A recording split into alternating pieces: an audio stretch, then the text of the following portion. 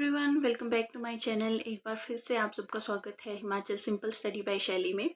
तो आज है day 20 of 20 day challenge to complete the Himachal Pradesh GK in 20 videos का। और इससे पहले हम इन लास्ट 19 वीडियोस में हिमाचल प्रदेश की इंट्रोडक्शन कवर कर चुके हैं, यहाँ की ज्योग्राफी, हिस्ट्री, आर्ट, कल्चर और साथ साथ हिमाचल प्रदेश का बजट भी जो है वो एक ओवरव्यू उसका ले चुके हैं। एज़ यू नो कि इकोनॉमिक सर्वे एक बहुत बड़ा डॉक्यूमेंट है, तो 2 वीडियोस में कंप्लीट कवर करना पॉसिबल नहीं है।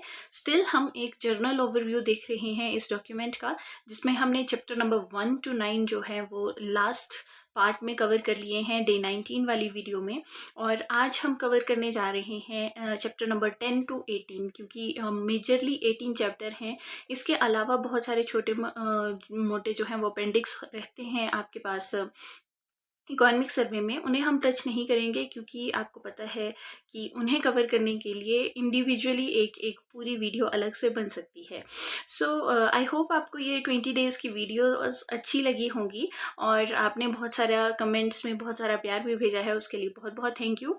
And do let me know in comment box कि हम इसके बाद और कौन सी वीडियोज़ जो है वो आप देखना चाहेंगे, कौन सी पोर्शन आप कवर करना चाहेंगे जीके की। Apart from that HP set भी डेट आ गई है हिमाचल प्रदेश की, जून 7 टेंटेटिव डेट है। तो लाइफ साइंसेज वाले स्टूडेंट्स के लिए मैं कुछ स्पेशल वीडियोस लेके आऊँगी और उसके अलावा हम करंट अफेयर्स भी कवर करने की कोशिश करेंगे।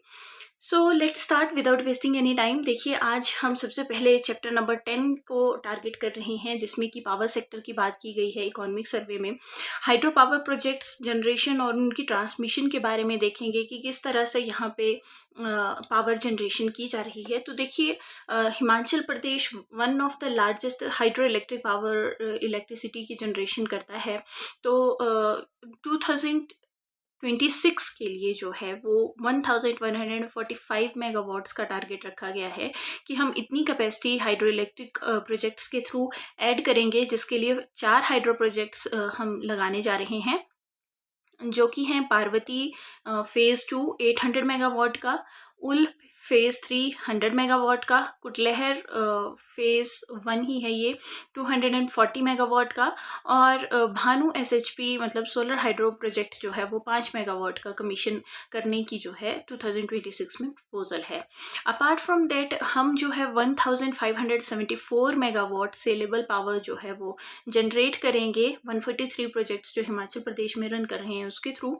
और रेवेन्यू जो है वो 1668 करोड़ का जो है वो दिसंबर 2025 तक देखा हमने कि इतनी जनरेट की जा चुकी है। इसके अलावा जो है वो 1973 एमयूज़ की जो है वो HPSEBL ने पावर जनरेट की है अप्रैल से दिसंबर 2025 के बीच में। अब एमयूज़ जो है वो बेसिकली मिलियन यूनिट्स है। मतलब जैसे आप टर्म लगाते हैं किलोमीटर्स के लिए कि एम टाइम के लिए सेकंड, उसी तरह कितनी कंज्यूम हुई है आपकी इलेक्ट्रिसिटी, कितनी प्रोड्यूस हुई है, कितनी आपने बेची है, डिस्पर्स की है, तो वो सब जो है वो एमयू यूनिट्स के साथ हम शो करते हैं। अब देखिए, पार्वती के बारे में हमने जान लिया, उल फेज़ 3 के बारे में, कुटलहर और भानु सोलर हाइड्रो प्रोजेक्ट के बारे में जान लिया है। इसके बाद देखिए 62 EHV का मतलब है कि इलेक्ट्रिसिटी एक्स्ट्रा हाई वोल्टेज जो है वो उसके लिए सबस्टेशन बनाए जाते हैं। जब भी इलेक्ट्रिसिटी प्रोड्यूस होती है तो आपको पता है कि लॉन्ग डिस्टेंस ट्रांसपोर्ट्स में इलेक्ट्रिसिटी का बहुत ज़्यादा लॉस होता है, तो हमें टाइम टाइम पे जो है उसे स्टेप अप या स्टेप डाउन करना पड़ता है इलेक्ट्रिसिटी को, ताकि हम उसे यूज़ कर सकें। ठीक है, तो 62 इलेक्ट्रिसिटी एक्स्ट्रा हाई वोल्टेज के जो है वो सबस्टेशन हिमाचल प्रदेश में बनाए गए हैं, जो लगभग 3693 सर्किट्स को कवर करते हैं और ये एट प्रेजेंट ऑपरेशनल है। अब इसके अलावा जो है वो हाई वोल्टेज लाइंस में आपको पता होना चाहिए कि 132 किलोवाट से लेके 220 किलोवाट और 400 किलोवाट तक की जो है वो इलेक्ट्रिसिटी को स्टेप अप या स्टेप डाउन किया जा सकता है। ठीक है, अब स्मार्ट मीटरिंग का एक नया प्रोविज़न आप सबको पता है, हिमाचल प्रदेश में इसको लेके बहुत हल्ला गुल्ला हो रहा है कि स्मार्ट मीटर्स लग रहे हैं, स्मार्ट मीटर्स लग रहे हैं। तो लगभग 30,69,000 मीटर्स का जो है वो हिमाचल प्रदेश में टारगेट रखा गया है और 9,41,000 जो है वो मीटर्स ऑलरेडी इंस्टॉल किए जा चुके हैं।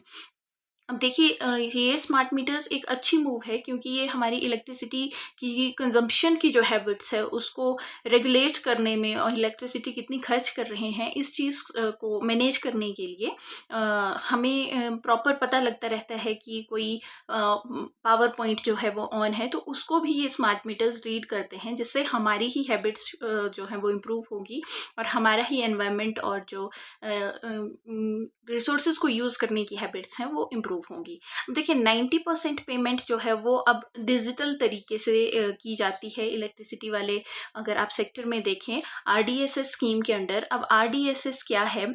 तो आरडीसीएस की फुल फॉर्म है रिवैम्प्ड डिस्ट्रीब्यूशन सेक्टर स्कीम। ये एक्चुअल में सेंटर की एक स्कीम है जो स्टार्ट की गई थी 2021 के आसपास, और इसका फोकस था कि जो भी इलेक्ट्रिसिटी से रिलेटेड लॉस है उसको हम रिड्यूस करें, स्मार्ट मीटर्स लगाएं, और एफिशिएंट और फाइनेंशियली स्ट्रॉन्ग डिस्कॉम जो है वो इलेक्ट्रिसिटी के लिए जनरेट करें। इसके बाद बात करते हैं हम HPEMC की, जो एस्टेब्लिश करती है unified scheduling and revenue maximisation के लिए। देखिए HPEMC की full form Himachal Pradesh energy management centre है, और ये यहाँ की जितनी भी हम एनर्जी जनरेट करते हैं उसको कितने एफिशिएंटली हम यूज़ कर पा रहे हैं और किस तरह से कंजर्व कर सकते हैं उसके लिए सारे मेजर्स लेते हैं। ये एक तरह की नोडल एजेंसी ही है, और ये काम करती है इन जो आपकी इम्प्लीमेंटेशन है एनर्जी सेविंग प्रोग्राम्स के लिए, उनको इम्प्लीमेंट करती है। उस चीज़ के लिए ये एक नोडल एजेंसी है। अब देखिए इसके लिए क्या क्या अभी तक सरकार ने किया है, जैसे कि आपको नॉर्मल टंगस्टन के जो बल्ब होते थे उनको रिप्लेस करके अब लेड हम यूज़ करते हैं। प्रमोट करते हैं हम अवेयरनेस की, जब यूज़ ना करनी हो इलेक्ट्रिसिटी की तो हमें जो भी प्लग्स हैं रूम में उन्हें बंद करके रखना चाहिए। अपार्ट फ्रॉम दैट जो भी हमें इलेक्ट्रिसिटी से रिलेटेड बिल्डिंग बनानी है, कोई उसके लिए इंफ्रास्ट्रक्चर चाहिए, तो वो सब काम जो है उनका ऑडिट भी HPEMC करती है। और मंडी और किन्नौर जो डिस्ट्रिक्ट हैं वो सबसे ज़्यादा पावर जनरेट करते हैं हाइड्रो पावर जनरेशन के तौर पे, ठीक है। इसलिए हिमाचल प्रदेश को अगर हम एक हाइड्रो पावर स्टेट कहें तो बिल्कुल गलत नहीं होगा। वैसे इसका रैंक देखें तो इंडिया में आई थिंक 4th रैंक में हिमाचल प्रदेश है हाइड्रो इलेक्ट्रिसिटी को जनरेट करने के पॉइंट ऑफ व्यू से। और हमने 249 का एडिशनल रेवेन्यू जो है वो एक्सपेक्ट किया है मार्च 2026 तक। अब देखिए यहाँ पे BESS and wind energy pilot programme भी एक पावर सेक्टर का न्यू इनिशिएटिव है। अब बेस क्या है? तो बेस की फुल फॉर्म है बैटरी एनर्जी स्टोरेज सिस्टम। अब ये किस चीज़ के लिए यूज़ हो रही है? तो ये जो है वो एक तरह से जो भी आप इलेक्ट्रिसिटी प्रोड्यूस करते हैं सोलर या विंड एनर्जी के थ्रू, तो उसको स्टोर करना एक चैलेंजिंग टास्क है। उसके लिए हमने बेस्ट इनिशिएटिव शुरू किया है, और ये जो है वो लोड बैलेंसिंग में हेल्प करने के लिए एक स्कीम चलाई गई है। लोड बैलेंसिंग से मैं आपको इस तरह से समझाती हूँ कि किसी एरिया में वोल्टेज इतनी कम होती है कि वहाँ पे एक इलेक्ट्रिसिटी का जो हमारे पास ट्यूबलाइट है वो भी अच्छे से नहीं चलती है। तो उस में मतलब उस एरिया में इलेक्ट्रिसिटी है लेकिन प्रॉपर इलेक्ट्रिसिटी का लोड जितना होना चाहिए उतना नहीं है। तो उसको स्टेप अप करने के लिए जो है वो बेस्ट जैसा प्रोग्राम चलाए जाते हैं, ताकि 24/7 आपकी पावर सप्लाई की जा सके। और इसके अलावा जो हमारे हाइड्रो इलेक्ट्रिक प्रोजेक्ट से इलेक्ट्रिसिटी जनरेशन होती है वो भी सीजनल होती है। अब आप कहेंगे कि मैम ये सीजनल कैसे होगी? देखिए विंटर सीजन में जो आपकी वाटर फ्लो होता है वो कम होता है इन कंपेरिजन टू जो बरसात वाला रीजन है या पोस्ट मानसून जो सीजन है, उस टाइम वाटर लेवल्स हाई होते हैं। समर में भी जो है वो ग्लेशियर्स मेल्ट करते हैं, तो आपकी रिवर्स में पानी होता ही है। लेकिन जब पीक विंटर होता है या पीक समर वाला सीजन होता है, तो जितना रन ऑफ वाटर आपको चाहिए इलेक्ट्रिसिटी जनरेट करने के लिए उतना नहीं होता रिवर्स में। तो उस टाइम जो है इन हाइड्रो प्रोजेक्ट्स को कुछ टाइम के लिए बंद कर दिया जाता है। अब देखिए अगर आपके पास एक स्टोरेज बैकअप नहीं है तो आपको इलेक्ट्रिसिटी कट्स जैसी प्रॉब्लम जो है वो देखने को मिल सकती है।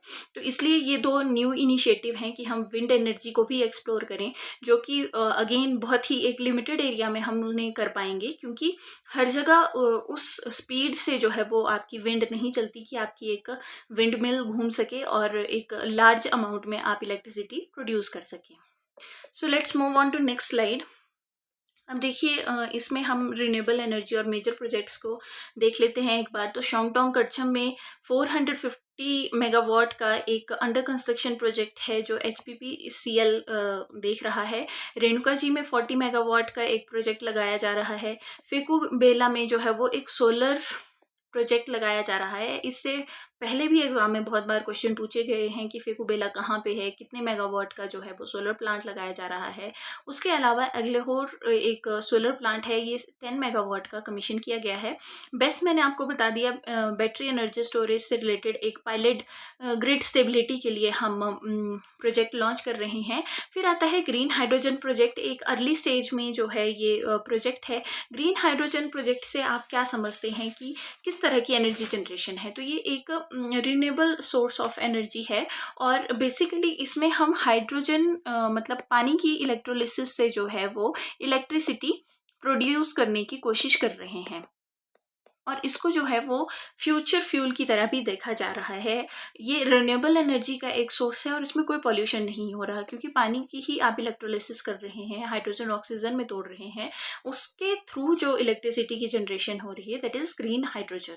ओके, और इसमें चैलेंजेस एट प्रेजेंट क्या हैं कि ये इसकी कॉस्ट बहुत हाई बहुत है।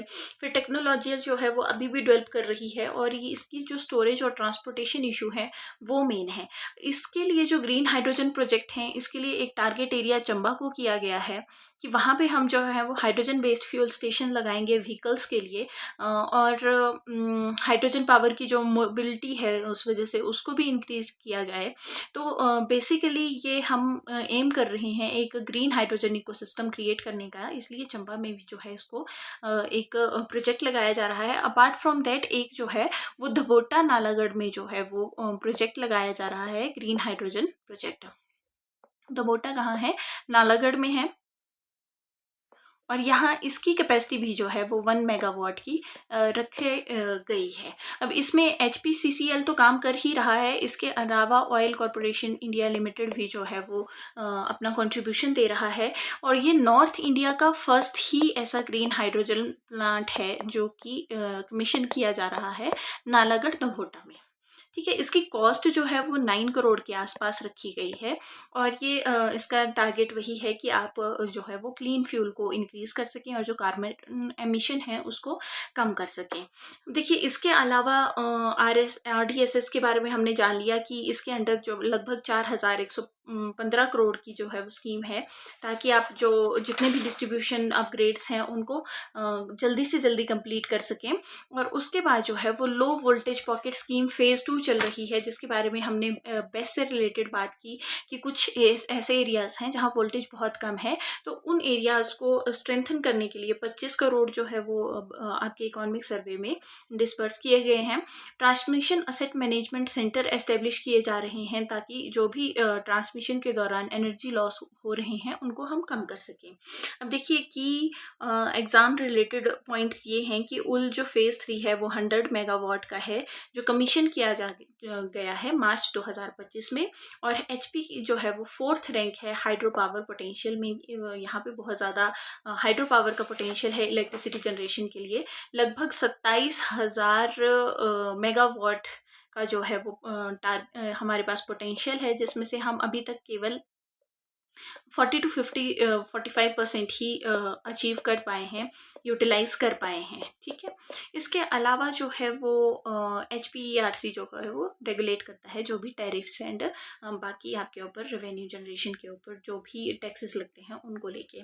डिस्ट्रिक्ट वाइज अगर आप पावर जनरेशन देखें कितने मिलियन यूनिट्स जो है वो फाइनेंशियल ईयर 26 में टारगेट किए गए हैं, तो लगभग 1055 मिलियन यूनिट्स जो है वो मंडी डिस्ट्रिक्ट में और 483 मिलियन यूनिट्स जो है वो किन्नौर डिस्ट्रिक्ट में।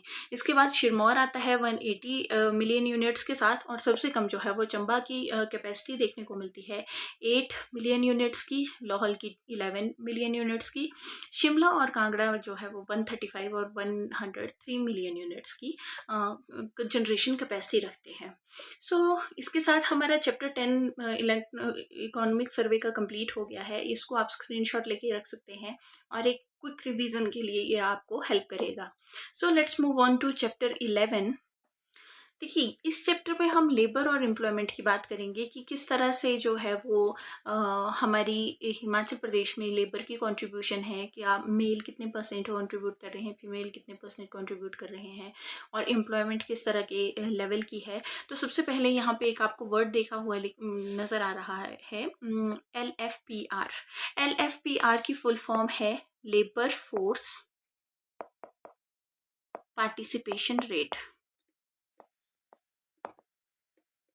अब देखिए, इसका क्या मतलब है। इसका ये मतलब है कि कितने परसेंट लोग जो हैं वो वर्क कर रहे हैं plus actively looking for work. ठीक है, इसमें दोनों ही प्रकार के लोग आ रहे हैं, जो एट प्रेजेंट एक्टिवली काम कर रहे हैं, अपनी एम्प्लॉयमेंट जिनके पास है, अर्निंग कर रहे हैं, और वो लोग भी शामिल हैं जो एक्टिवली देख रहे हैं किसी प्रकार के वर्क के लिए कि हमें जो है वो एम्प्लॉयमेंट चाहिए। ठीक है, अब देखिए, इसमें जो है वो मेल FPR हिमाचल प्रदेश में 62.5% है, और फीमेल FPR जो है वो 46.8% है। मतलब लगभग 100 लोगों में से 62 लोग जो हैं, 62% लोग मेल पार्टिसिपेट कर रहे हैं अपने वर्क में, और 46% फीमेल जो है वो एक्टिवली पार्टिसिपेट कर रही हैं वर्क के लिए। देखिए, प्रोजेक्शन जो है वो हिमाचल प्रदेश का पार्टिसिपेशन रेट का जो है वो 50.5% है, कि इसको और इम्प्रूव किया जा सकता है, और लगभग 65,132 लोग जो हैं वो एम्प्लॉयमेंट एक्सचेंज में रजिस्टर हैं, जो एक्टिवली अपने किसी जॉब के लिए सीख कर रहे हैं, देख रहे हैं कि हमें कोई जॉब चाहिए। ठीक है, अब देखिए, हिमाचल प्रदेश में जो फीमेल LFPR है वो 46.8% है, जो इंडिया के एवरेज LFPR से बहुत ज़्यादा है। इंडिया में लगभग 26.8% ही वर्किंग एज की ऐसे फीमेल्स हैं जो कि किसी काम के लिए सर्च कर रही हैं, जबकि हिमाचल प्रदेश में 46% है, जो कि एक अच्छा साइन है हिमाचल प्रदेश की इकॉनमी के लिए, कि आपका एक बड़ा सेक्ट जो है सोसाइटी का वो एक्टिवली पार्टिसिपेट कर रहा है इकोनॉमिक एक्टिविटीज़ में। लेकिन इसमें कंसर्निंग बात ये है कि जो 46% फीमेल हैं, ये या तो एग्रीकल्चर सेक्टर में है, जहाँ पे आपको पता है कि बहुत बार तो वो अनपेड लेबर की तरह काम करते हैं। ठीक है, और उसके अलावा भी जो है वो कुछ ऐसे नॉन ऑर्गेनाइज्ड सेक्टर्स में काम करते हैं, जहाँ पे उनके जो राइट्स हैं उनको ध्यान में नहीं रखा जाता। So it's a good sign that 50 near to 50% जो है वो female actively looking for the work as well as doing work, but still their working condition are not that good. तो 46% में कुछ तो हिमाचल प्रदेश में कुछ ऐसा अच्छा काम किया होगा कि इतने फीमेल जो है वो काम कर रहे हैं। तो उसका एक क्रेडिट जाता है बेटर सोशल इंडिकेशंस के लिए, कि यहाँ पे एजुकेशन सिस्टम अच्छा है, यहाँ पे बाहर के कंपैरिजन में सेफ्टी प्रोटोकॉल्स अच्छे हैं, ज़्यादा से ज़्यादा फीमेल जो है वो सेल्फ एम्प्लॉयड हैं, किसी सेल्फ हेल्प ग्रुप के साथ जुड़े हुए हैं, और इस तरह से जो है वो अपने वर्क में पार्टिसिपेट कर रहे हैं। लेकिन जो कंसर्न है वो क्वालिटी ऑफ एम्प्लॉयमेंट है, जिसको हमें टारगेट और जो है वो ध्यान में रखना चाहिए। इसके बाद 4 लेबर कोड्स की बात की गई है, जो लगभग 29 लेबर लॉज थे पहले, जिनके अकॉर्डिंग जो है वो रिलेशन एस्टेब्लिश होता था वर्कर और जो एम्प्लॉयर होता था उसके बीच में। इनको 4 जो लेबर कोड हैं वो 21 नवंबर 2025 से जो है इम्प्लीमेंट किए गए हैं। जो 4 लेबर कोड हैं इनको आप याद कर सकते हैं एक निमोनिक से, जिसको विशो हम कहते हैं। डब्ल्यू से जो है वो वेजेस और सैलरी की बात होती है। आई से जो है वो इंडस्ट्रियल रिलेशंस की बात होती है, कि किस तरह से लोग जो है वो एम्प्लॉय और वर्कर काम कर रहे हैं, कौन से रूल्स को जो है वो टारगेट किया जाता है, कि कौन से रूल्स को फॉलो किया जा रहा है, किस तरह के स्ट्रिक्टनेस होनी चाहिए, किस तरह के जो है वो उनको लीव्स का जो है वो प्रोविज़न होना चाहिए। ऐसे जो है वो सोशल सिक्योरिटी फॉर वर्कर के लिए बात आती है, कि किस तरह की उनको लीव्स, जैसे कि मैटरनिटी लीव है, या EPF है, या उनका ESI है, ये जो है वो किस तरह से सोशल सिक्योरिटी वर्कर की जो है वो इंश्योर की जाए। और ओ से जो है वो ऑक्यूपेशनल सेफ्टी की बात की जाती है। ऑक्यूपेशनल सेफ्टी में जो है वो वर्कर की हेल्थ से रिलेटेड और वर्किंग कंडीशन से रिलेटेड सब चीज़ें जो है वो कवर की जाती हैं। तो पहले इन 4 मेन एरियाज़ को 29 लॉज कवर कर रहे थे, जो कि अब चेंज करके 4 लॉज हो गए हैं और कब से इम्प्लीमेंट हुए हैं, 21 नवंबर 2025। तो आपसे डायरेक्ट ये 4 लेबर कोड्स पूछे जा सकते हैं, एज वेल एज कब से इनको इम्प्लीमेंट किया गया है या कितने लॉज को मर्ज करके जो है वो इनको बनाया गया है, ये भी पूछा जा सकता है। अब देखिए, फैक्ट्री ग्रोथ जो है वो 2.7% दर्ज की गई 2023-24 में, और उसके बाद जो है ये लगभग पोस्ट कोविड स्टेडी ही रही है 2.7% के आसपास ही। इसके अलावा जो है वो आप देखिए कि 4,559 प्राइवेट प्लेसमेंट्स की गई हैं एम्प्लॉयमेंट एक्सचेंज के थ्रू। फाइनेंशियल ईयर 26 का ये टारगेट है, और 56.92 लैक्स टू जो 3,717 यूथ जो है वो अंडर एम्प्लॉयड अलाउंस के अंडर आते हैं। इसके लिए जो ये यूथ है 3,717 लोग, इनके लिए 56,092 लाख का जो है वो एक फंड एस्टेब्लिश किया गया है। फिर बात आती है HPKVN की, जिसका फुल फॉर्म है हिमाचल प्रदेश कौशल विकास निगम। तो इसमें 7,600 यूथ को ट्रेन किया जा रहा है इंडस्ट्रीज़ के लिए। 4.0 स्किल जो है वो उनको दिए जा रहे हैं, मतलब ये tourism, real estate, IT, electronics और हेल्थ केयर के लिए जो है वो इनको ट्रेन किया जा रहा है। तो हिमाचल प्रदेश कौशल विकास निगम के जो है वो सेंट्रल एक स्कीम के साथ टाई अप है, जिसको प्रधानमंत्री कौशल विकास योजना हम कहते हैं। तो उसी की तर्ज पे स्टेट में हिमाचल प्रदेश कौशल विकास निगम बनाया गया है। अब इसका ऑब्जेक्टिव मेनली स्किल ट्रेनिंग है यूथ्स के लिए, जिसके लिए ITIs खोली गई हैं। लगभग 10,000 लोग जो हैं एट प्रेजेंट इनमें पढ़ रहे हैं, ताकि एम्प्लॉयबिलिटी इंक्रीज की जाए और अनएम्प्लॉयमेंट रेट को जो है वो कम किया जाए। इसके अपार्ट जो है वो इंडस्ट्रीज़ को ऐसे वर्कर दिए जाएं जो ऑलरेडी उस काम को जान रहे हैं। मतलब आपकी प्रैक्टिकलिटी और थ्योरी में जो गैप है उसको फुलफिल करने के लिए ये स्कीम और ये प्रोग्राम जो है वो रन किया जा रहा है। तो फैक्ट्री रिफॉर्म 2025 में जो है वो वीमेंस को अलाउ किया गया है वो कि नाइट शिफ्ट भी कर सकते हैं, और कंटिन्यूअस वर्क जो है वो उनको 6 आवर्स तक एक्सटेंड किया गया है। ठीक है, पहले जहाँ पे आपको 10 से 12 डॉक्यूमेंट्स की ज़रूरत पड़ती थी, अब वहाँ 4 ही डॉक्यूमेंट्स की जो है वो ज़रूरत पड़ेगी किसी भी प्रकार की एम्प्लॉयमेंट के लिए। उसके बाद जो है वो let's move on to next slide. तो देखिए, हमने AI का इम्पैक्ट भी देखना है कि किस तरह से न्यू लेबर कोड के ऊपर है या क्या हम न्यू लेबर कोड हमें कहता है। तो 4 लेबर कोड की जो चीज़ें हैं, wage, industrial relation, social security और ऑक्यूपेशनल सेफ्टी, इनके बारे में हम बात कर चुके हैं।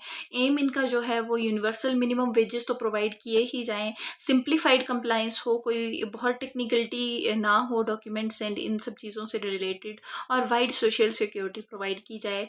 AI का इम्पैक्ट ये है कि जो ऑटोमेटेड रूटीन टास्क हैं, जिनके लिए पहले किसी इंसान की ज़रूरत होती थी, वो AI कर रहा है। और इसके अलावा AI को रन करने के लिए जो है वो मशीन लर्निंग जैसे कुछ प्रोग्राम हैं जिनको प्रमोट किया जा रहा है, और साइबर सिक्योरिटी और डेटा एनालिटिक्स जैसी न्यू फील्ड्स जो है वो एमर्ज होती हुई हमें देखने को मिल रही हैं।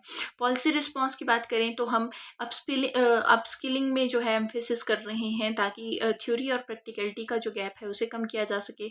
1629 स्टूडेंट्स जो है उनको सर्टिफिकेशन दी जा रही है HPKVN के अंडर। और टूरिज़्म से रिलेटेड जो डिस्ट्रिक्ट हैं, जैसे कुल्लू, किन्नौर, लाहौल और स्पीति, जहाँ पे आपको सीजनल एम्प्लॉयमेंट देखने को मिलती है, उन लोगों को भी जो है वो और हम स्किल बेस्ड बना रहे हैं, ताकि थ्रू आउट ईयर उनके पास कोई ना कोई काम हो। अब देखिए, WPR में 50.4% जो है वो एक्सीड कर रही है सभी नेबरिंग स्टेट्स को, मतलब लगभग 50% लोग यहाँ पे काम कर रहे हैं। शिमला में जो है वो हाईएस्ट प्राइवेट वैकेंसी नोटिफिकेशंस आपको देखने को मिलती हैं, जबकि लाहौल स्पीति में सबसे कम, वहाँ पे 21 ही प्लेसमेंट्स हो रही हैं, बिकॉज ऑफ वहाँ पहुँचना बहुत मुश्किल है रिमोटनेस की वजह से। तो आप ये एम्प्लॉयमेंट एक्सचेंज रजिस्ट्रेशन का डिस्ट्रिक्ट वाइज एक डिस्ट्रीब्यूशन देख सकते हैं, जिसमें कांगड़ा में सबसे ज़्यादा अनएम्प्लॉयड लोग 13,998 लोग जो हैं वो एम्प्लॉयमेंट एक्सचेंज में दर्ज हैं। और सिरमौर में 3700, ऊना में 4800। शिमला में भी जो है वो काफ़ी ज़्यादा अनएम्प्लॉयमेंट आपको देखने को मिल रही है, 9800, और मंडी में 13,318 लोग जो है वो एम्प्लॉयमेंट एक्सचेंज में रजिस्टर्ड हैं, जो एक्टिवली किसी ना किसी एम्प्लॉयमेंट के लिए सीख कर रहे हैं। तो इसके साथ हमारा ये वाला चैप्टर मेनली हमने कवर कर लिया है।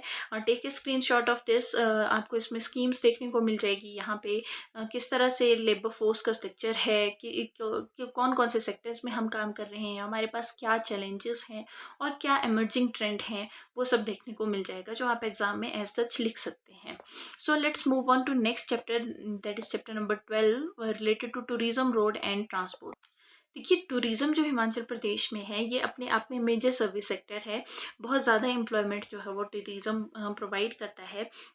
देखिए, लगभग 1.45 करोड़ का जो है वो टूरिस्ट का अराइवल देखने को मिलता है 2025 में, और 166 लाख पीपल जो है वो पिलग्रिम्स, मतलब रिलीजियस टूरिज्म के लिए यहाँ आ रहे हैं, जो कि 5 मेजर टेम्पल्स को विजिट करते हैं।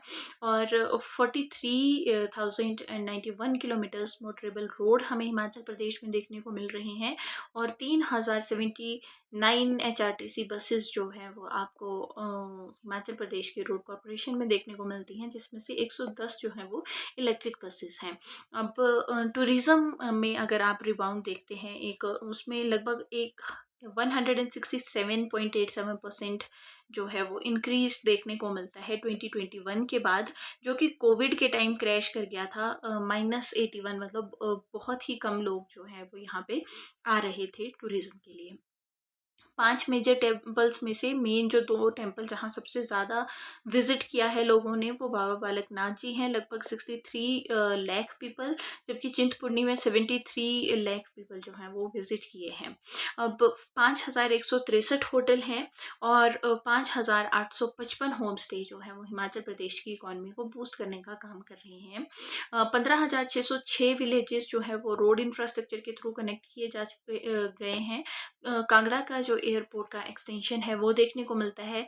147 हेक्टेयर लैंड जो है वो इसके लिए अलॉट की गई है, और 6,311 करोड़ का जो है वो ये प्रोजेक्ट कर दिया गया है। 6 ग्रीन कॉरिडोर्स हमें देखने को मिलते हैं, और 30 इलेक्ट्रिक व्हीकल चार्जिंग स्टेशन और एट पेट्रोल पंप्स पे देखने को मिल रहे हैं, जो कि हिमाचल प्रदेश की कमिटमेंट टूवर्ड्स क्लीन एंड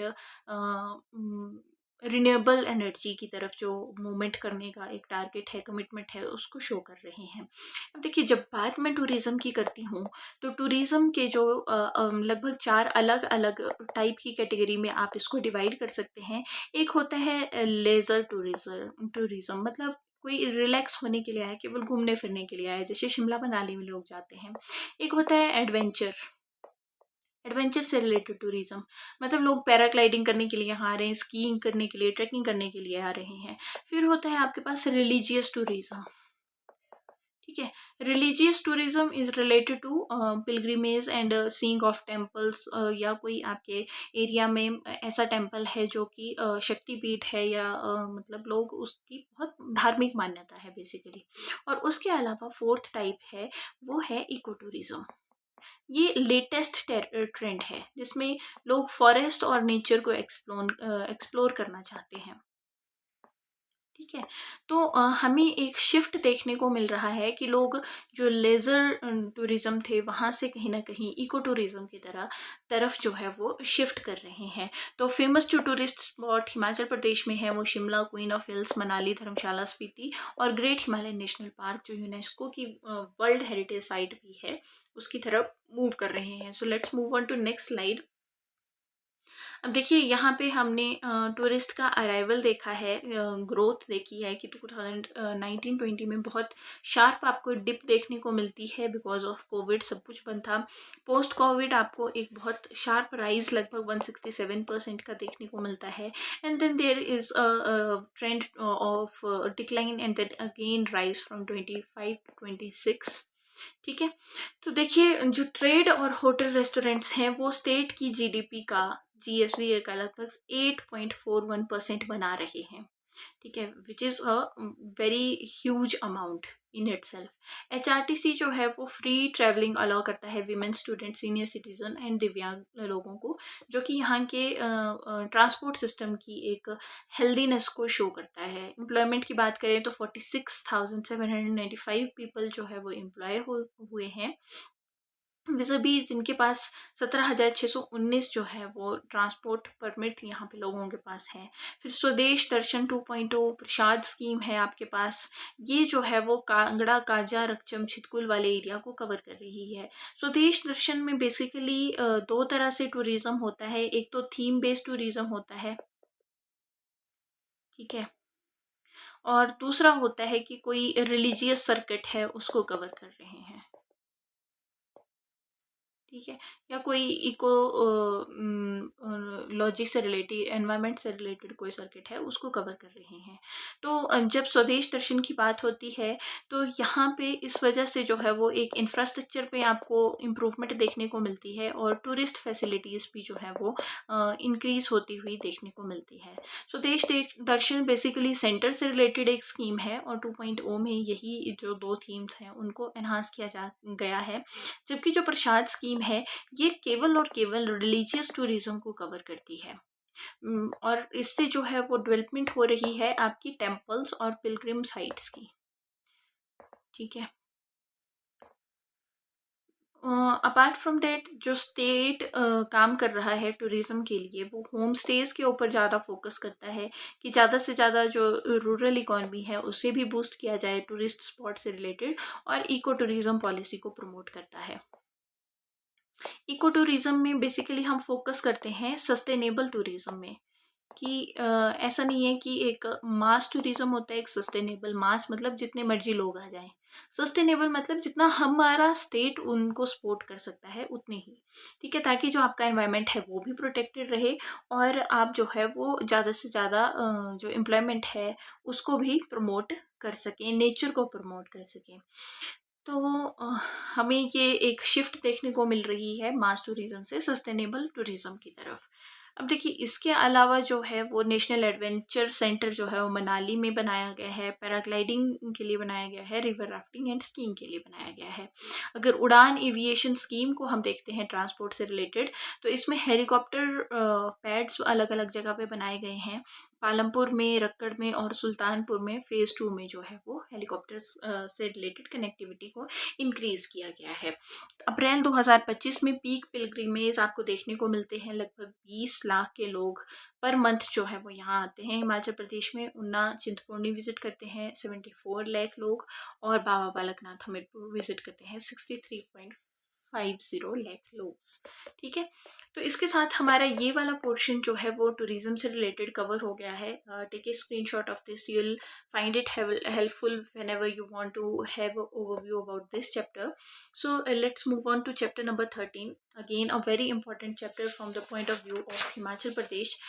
इसमें हम एजुकेशन लिटरेसी और यहाँ पे किस तरह की जो है वो स्कॉलरशिप स्कीम्स चलाई जा रही हैं अलग अलग सेक्शन ऑफ सोसाइटी के लिए। तो Himachal Pradesh one of the most literate, लगभग 100% जो है वो हमारी लिटरेसी 2025 में हो चुकी है, लेकिन स्टिल जो इकोनॉमिक सर्वे है वो कोट करता है 93.3% लिटरेसी रेट है हमारी, और लगभग 9,750 प्राइमरी स्कूल्स थे टिल दिसंबर 2025 में। और टीचर टू पीपल रेशो जो है वो 1:12, मतलब हर 12 स्टूडेंट्स के ऊपर जो है वो एक टीचर है, जो कि एक better empowerment of education show करता है कि आप 12 स्टूडेंट को अगर एक टीचर हैंडल कर रहा है तो वो उनको पर्सनल अटेंशन दे सकता है, उनको बहुत अच्छे से गाइड कर सकता है, उनके क्या वीक एरियाज हैं उनके ऊपर काम कर सकता है। और ड्रॉप आउट रेट भी बहुत कम है, जो कि एक गुड साइन है एजुकेशन के लिए। मतलब लगभग निग्लिजिबल लोग ही ड्रॉप आउट कर रहे हैं। मेनली जो ड्रॉप आउट करता भी है वो या तो माइग्रेंट है या यहाँ का कोई मतलब एक्सट्रीम सर्कमस्टांसिस में कोई छोड़ के जा रहा है स्कूल। 1744 मिडिल स्कूल है, 967 हाई, जबकि 197 1972 सीनियर सेकेंडरी स्कूल्स हैं। 100% स्कूल्स में ड्रिंकिंग वाटर है और 98 में जो है वो सेपरेट टॉयलेट्स हैं, जबकि 143 गवर्नमेंट डिग्री कॉलेज आपको देखने को मिलते हैं, जिसमें 9 संस्कृत, 2 फाइन आर्ट्स और एक बीएड से रिलेटेड आपको डिग्री कॉलेज देखने को मिलता है। फिर अगर बात करूँ तो लगभग 5,926 CWNs जो है वो आइडेंटिफाई किए गए हैं और इनको इंटीग्रेट किया गया है समग्र शिक्षा अभियान के अंडर। अब CWSNs क्या हुए? चिल्ड्रन विद स्पेशल नीड, ठीक है, children with special needs.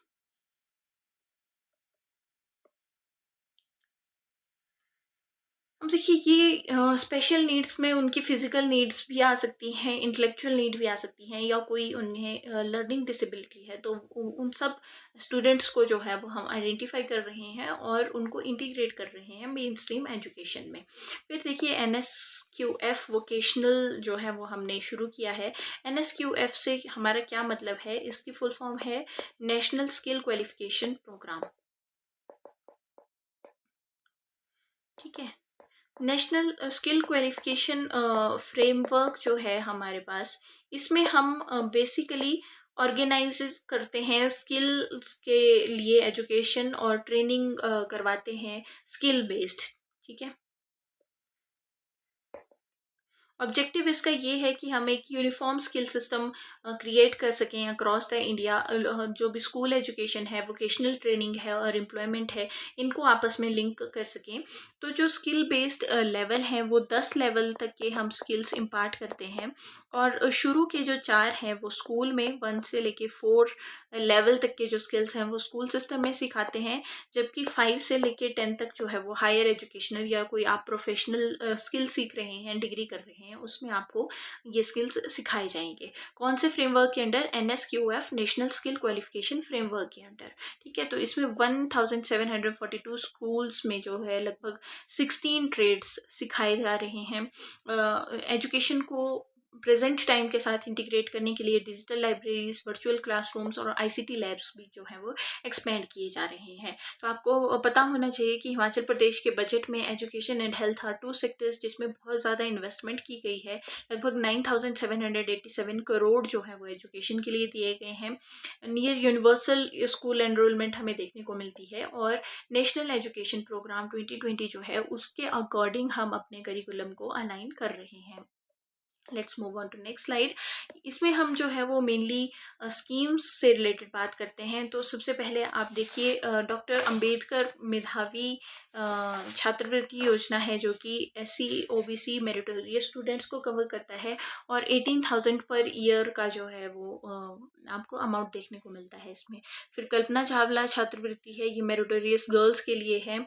12th के बाद जब हायर एजुकेशन के लिए ये अवेल कर सकती हैं इस प्रोग्राम को। स्वामी विवेकानंद उत्कृष्ट जो बच्चे हैं, लगभग जो 100 मेरिटोरियस स्टूडेंट्स हैं उनको 18,000 पर ईयर का जो है वो एक स्कॉलरशिप दी जाती है। फिर मुख्यमंत्री प्रोत्साहन योजना, आई एम्स या IIMs में एंट्रेंस के लिए 1 टाइम 75,000 रुपीज़ जो है वो गवर्नमेंट देती है। फिर ठाकुर सेन नेगी ट्राइबल एरिया में तो जो ट्राइबल टॉपर हैं उनको 11,000 पर ईयर जो है वो स्कॉलरशिप दी जाती है। और PM यशस्वी एक सेंट्रल स्कीम है OBC, DNT और EB स्टूडेंट्स के लिए, जिसमें 4,000 से 20,000 रुपये पर ईयर दिए जाते हैं। BVOC जैसे कुछ प्रोग्राम चलाए जा रहे हैं जो स्किल लैब्स को एक्सपेंड कर रहे हैं कॉलेज में। ITIs हैं, पॉलिटेक्निकल सीट्स हैं, उनको रिसेंटली डबल कर दिया गया है। SCRT जो है वो स्टेट लेवल टीचर ट्रेनिंग एक बॉडी है, और HPTU टेक्निकल यूनिवर्सिटी है इंजीनियरिंग और मैनेजमेंट को एनहांस करने के लिए। तो इस तरह से हमने स्कॉलरशिप और हायर एजुकेशन में भी देख लिया कि हिमाचल प्रदेश किस तरह से काम कर रहा है। तो you can take a screenshot of this screen for quick revision. अब देखिए हम चैप्टर नंबर 14 पे आ गए हैं। जो कि है हेल्थ एंड फैमिली वेलफेयर। अब देखिए जो हमारा ये सेक्टर है health and family welfare, you always also know कि education and health are two priority sectors for Himachal Pradesh. तो 14.3 जो है वो बर्थ रेट पर 1000 है फॉर हिमाचल प्रदेश में इन कंपैरिजन टू इंडिया, जहाँ पे 20.4% जो है वो बर्थ रेट है। Let me tell you exactly what is happening here. देखिए बर्थ रेट क्या होता है कि कितने बच्चे जो है वो पर 1000 पीपल के ऊपर जो है वो जन्म ले रहे हैं। अगर एक गांव में 1000 लोग हैं तो एक साल में वहाँ पे लगभग 14 से 15 बच्चे जो है वो पैदा हो रहे हैं। इंडिया में 20 बच्चे पर 1000 जो है वो पीपल बर्थ लेते हैं। 14 इन्फेंट मोर्टेलिटी रेट है, IMR इन्फेंट मोर्टेलिटी रेट, मतलब एक साल से कम बच्चे जो जिनकी पर 1000 लाइफ बर्थ में जो है वो डेथ हो जाती है। वर्सेस इंडिया में 28 बच्चे जो है वो 1000 बच्चों में से विद इन ईयर उनकी डेथ हो जाती है। फिर लाइफ एक्सपेक्टेंसी की बात करें तो लगभग 73 साल की उम्र जो है वो एवरेज है हिमाचल प्रदेश में, और इंडिया में एवरेज एक इंसान 70 साल जीता है। अब इंस्टीट्यूशनल डिलीवरीज की बात करें तो हिमाचल में 95% डिलीवरीज जो है वो इंस्टीट्यूशनल लेवल पे हो रही हैं। टीबी जो है वो एक कंसर्न है जिसमें जिसको रोकथाम के लिए यहाँ पे 499 टीबी कंट्रोल फैसिलिटीज़ बनाई गई हैं। 80 जो है वो टीबी यूनिट्स हैं यहाँ पे।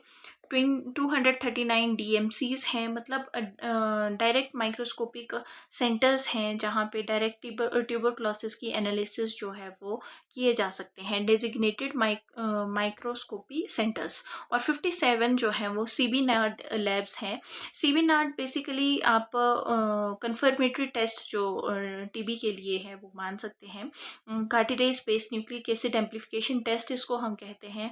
और टीबी का ये किसी पर्सन को जो है वो इन्फेक्शन है या नहीं, तो उसके लिए हम जो है वो सीबी नेट करते हैं। ये किसी प्रकार के टीबी के लिए अगर किसी पर्सन में उसने ऑलरेडी टीबी एक बार उसे हो चुका था, उसकी ट्रीटमेंट हो चुकी थी, लेकिन अब वो किसी प्रकार के टीबी के लिए रेजिस्टेंट हो चुका है, तो उसके लिए भी सीबी नाट टेस्ट किया जाता है। लगभग 16 लाख अडल्ट जो है वो NP-NCD के अंडर जो है वो स्क्रीन किए जा रहे हैं, और 3.2 लाख जो है हाइपरटेंशन टेंशन के, मतलब हाई ब्लड प्रेशर के जो पेशेंट है वो ऑन ट्रीटमेंट है। 11 दिन का डे केयर का एक कीमोथेरेपी सेंटर और डायलिसिस एक्सपेंशन जो है वो की गई है। अब बात करते हैं हिम केयर की। तो इसमें लगभग 142 करोड़ की कवरेज दी गई है। जो प्रधानमंत्री जन आरोग्य योजना है उसमें 106 करोड़ का जो है वो आपको फंड देखने को मिलता है। आयुष की अगर हम बात करते हैं तो ये एलोपैथी को छोड़ के जितने भी आप की मेडिकल पद्धति है उससे रिलेटेड है, जैसे कि आयुर्वेदा है, यूनानी है, योगा है, ठीक है, सिद्धा है, होम्योपैथी है। इन सब के लिए जो है वो लगभग 1225 सॉरी 52 इंस्टीट्यूशन जो हैं वो खोले गए हैं, जिसमें आयुर्वेदिक हॉस्पिटल और हर्बल गार्डन्स भी शामिल हैं। फिर हिम औषधम जो है वो इसके अंडर हम मेडिसिनल प्लांट्स की प्रमोशन करते हैं और ड्रग मैन्युफैक्चरिंग करते हैं। हिम औषधम और हिम केयर को हम कई बार कंफ्यूज कर देते हैं, बट आप इनको hand in hand type of scheme देख सकते हैं। पेट स्कैन जो है 3 टेस्ला MRI लाइनेक जैसे जो है वो कुछ चीज़ें मेडिकल कॉलेज में आ चुकी हैं। पेट स्कैन जैसे कैंसर से रिलेटेड है। MRI आपको पता है कि एक एडवांस इमेजिंग टेक्निक है। आपके शरीर में किसी प्रकार का ब्लड क्लॉट है या किसी भी चीज़ को, किसी भी बॉडी ऑर्गन को आपने बहुत डिटेल में अगर स्टडी करना है या उसके बारे में कुछ डायग्नोसिस करनी है तो MRI हम करते हैं। और जो लाइनेक है दैट इज़ रेडियोथेरेपी की एक मशीन है, जिसमें आप एक्सरे को हाई स्पीड के ऊपर एक्सेलरेट करके जो भी कैंसर सेल्स हैं उनको डिस्ट्रॉय करने के लिए यूज़ करते हैं। Apart from that natural growth rate Himachal Pradesh का 7.6 है, जबकि इंडिया का जो है वो 12 है। मतलब 1000 लोगों पे लगभग 7 ही लोग पर ईयर बढ़ रहे हैं, और इंडिया में 12 लोग जो है वो इंक्रीज़ कर रहे हैं। सो हेल्थ इंडिकेटर्स की अगर बात करें तो एक सबसे पहले हमारे पास हिमिस आ जाता है, और हिमस में जो है वो हेल्थ मैनेजमेंट इंफॉर्मेशन सिस्टम है, जो पूरा हेल्थ डेटा को ट्रैक करता है। जितने भी प्रोग्राम हेल्थ डिपार्टमेंट में रन हो रहे हैं उनका ऑनलाइन डे टू डे जो डाटा है वो आपको HMIS पे देखने को मिलता है। फिर JSY जननी सुरक्षा योजना और JSSK जननी शिशु सुरक्षा कार्यक्रम जो है, ये दो कार्यक्रम चलाए जा रहे हैं सेफ मदरहुड और डिलीवरी स्कीम्स के अंडर। इसमें 1 साल तक जो है उनका फ्री चेकअप और उनको जो भी दवाइयाँ हैं डिलीवरी से रिलेटेड वो दी जाती हैं। फिर अटल आशीर्वाद योजना जो है वो न्यू बॉर्न और मैटरनल सपोर्ट के लिए है, जिसमें उनको एक किट और एक प्लांट जो है वो दिया जाता है at the birth of new born baby. फिर PMSM में आ जाता है, जिसमें आप फ्री ANC सर्विसेज देते हैं every 9th of every month. मतलब जो भी आप कह सकते हैं कि प्रेग्नेंट लेडीज़ हैं उनका हर महीने 9 तारीख को जो है वो एक चेकअप होता है। 4 नोडल DRTB सेंटर्स हैं, 19 डिस्ट्रिक्ट DRTB सेंटर्स हैं। HPMC Himachal Pradesh medical council जो है वो रेगुलेट करता है जितनी भी स्कीम्स हैं और जितनी भी हेल्थ प्रैक्टिशनर्स हैं उनको। और हिम मौसम सोसाइटी जो है वो मेडिसिनल प्लांट्स की प्रमोशन के लिए काम कर रहा है। तो हिमाचल जो है वो टॉप हेल्थ परफॉर्मर स्टेट है इंडियन के स्टेट में। यहाँ पे अंडर 5 ईयर्स की जो मॉर्टेलिटी है वो लगभग 24 बच्चे 5 साल से कम की उम्र में जिनकी डेथ हो जाती है वो पर 1000 पे 24 बच्चे हैं। और इंडिया में 5 साल से कम 32 बच्चों की डेथ होती है। फिर अगर डायलिसिस एक्सपेंशन की बात करें तो बहुत सारे डिस्ट्रिक्ट्स में जो है वो डायलिसिस सेंटर चलाए जा रहे हैं। तो ये कुछ पैरामीटर्स हैं जिनको आप देख सकते हैं कि Himachal is performing very well, कि मतलब यहाँ बर्थ रेट 14 जबकि इंडिया में 20 है, IMR 14 और इंडिया में 28, अंडर 5 मोर्टेलिटी 24 और 32 है, जबकि लाइफ एक्सपेक्टेंसी 7 मतलब 10 में से हर 10 बच्चों में से 7 बच्चे जो है वो आपके वेल लाइफ सर्वाइव कर पा रहे हैं। इसके साथ हमने हिमाचल प्रदेश की हेल्थ सर्विसेज के बारे में देख लिया है। Let's move on to next chapter, that is social welfare and marginalised section से रिलेटेड। देखिए, सोशल वेलफेयर में जब हम मार्जिनलाइज सेक्शन की बात करते हैं तो केवल जो है वो SC ST या OBCs की बात नहीं होती। मार्जिनलाइज सेक्शन में विमेन भी आती हैं, चिल्ड्रन भी आते हैं और एल्डरली लोग जो पेंशनर्स हैं चाहे नॉन पेंशनर है वो सब कवर किए जाते हैं। अब देखिए, 5.4 लाख जो है वो सोशल सिक्योरिटी पेंशन बेनिफिशियरी हैं, जिनको महीने का 3000 या 5000 के तक की जो सम है वो प्रोवाइड किया जाता है। 8,000 करोड़ का जो है वो बजट जो है सोशल सिक्योरिटी पेंशन के लिए दिया गया है, जिसमें से 35,687 विमेंस जो है वो इंदिरा गांधी प्यारी बहन स्कीम के अंडर है, जिसमें कि 1500 रुपये देने का जो है वो वादा किया गया था। और 25.19% जो है वो स्टेट डेवलपमेंट प्लान्स में SCDP लोग जो है वो एम्बार्क्ड हैं। अब इंदिरा गांधी प्यारी बहन योजना की हमने बात की कि 1500 रुपये दिए जाने थे और इसके लिए 742 करोड़ का फंड जो है वो बांट दिया गया है।